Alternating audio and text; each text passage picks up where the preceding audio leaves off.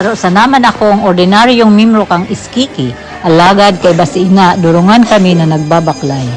Sabi ni Arsobispo, ang debosyon kina kay puhan isabuhay asin ihiras. Namimibi kami na mayong mawalat.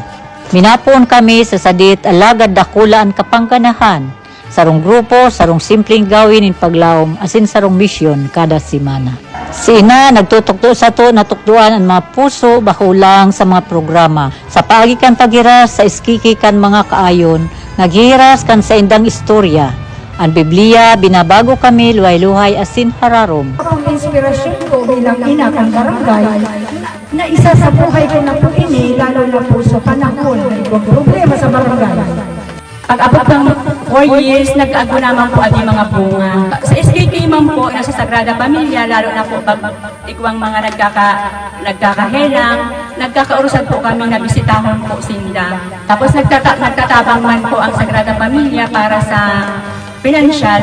Halimbawa, pag may nagkahelang, nagtatauman po kami dawagan ikot. Kung kita man paulit-ulit na magraning kay Mama Mary, kita po iraraning niya kay Yeso Cristo. So, iyo po yan ang sa kuyang nangdan sa pagbabasa ng Biblia. So, Ini ang pagtubod ni sinasabuhay, bako lang na nasa papel, kundi sa buhay na komunidad, luhay-luhay kay basina sa taid niya mo.